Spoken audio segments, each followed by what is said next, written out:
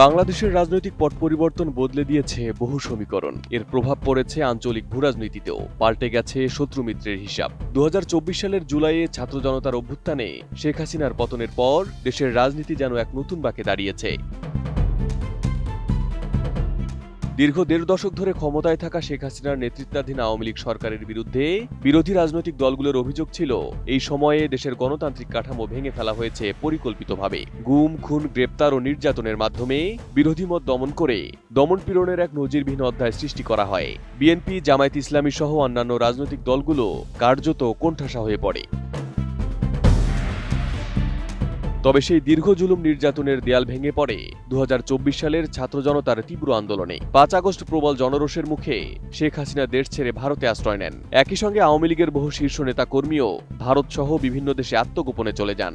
এর মধ্য দিয়ে বদলে যেতে শুরু করে দেশের রাজনৈতিক দৃশ্যপট। বর্তমানে দীর্ঘদিন নিষ্ক্রিয় ও দমিত রাজনৈতিক দলগুলোর পদচারণায় আবারও প্রাণচাঞ্চল্য দেখা যাচ্ছে দেশের রাজনীতিতে।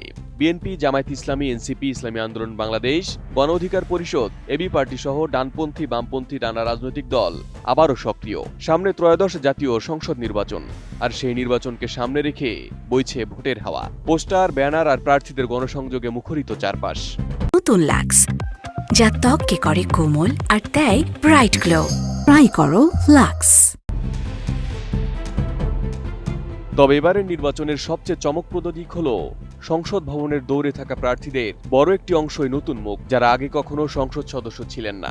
এমনকি কেউ কেউ জাতীয় নির্বাচনে অংশ নেননি কখনো।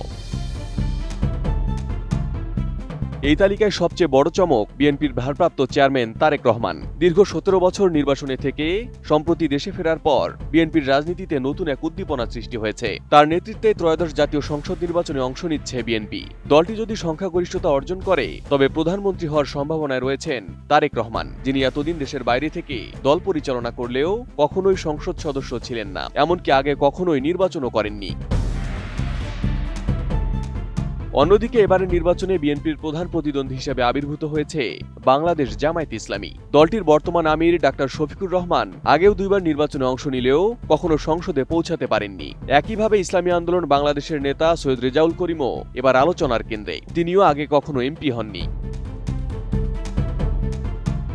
এদিকে জুলাই আন্দোলনের নেতৃত্বে থাকা তরুণদের হাত ধরে গড়ে ওঠা নতুন রাজনৈতিক দল এনসিপিও এবারের নির্বাচনে অংশ নিতে যাচ্ছে। দলটির আহ্বায়ক নাহিদ ইসলাম সহ অন্যান্য নেতারা প্রথমবারের মতো জাতীয় নির্বাচনের ময়দানে পা রাখছেন। তরুণ নেতৃত্বের এই উত্থান রাজনীতিতে নতুন মাত্রা যোগ করেছে।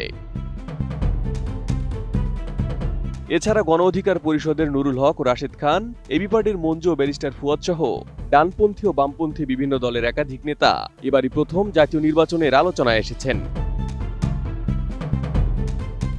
সব মিলিয়ে ত্রয়োদশ জাতীয় সংসদ নির্বাচন শুধু ক্ষমতার পালাবদলের লড়াই নয়, এটি নতুন নেতৃত্বের উত্থানের এক গুরুত্বপূর্ণ অধ্যায়। যারা আগে কখনো সংসদের বেঞ্চেই বসেননি, দেশের রাজনীতিতে তারা এবার ইতিহাস গড়ার দ্বার প্রান্তে।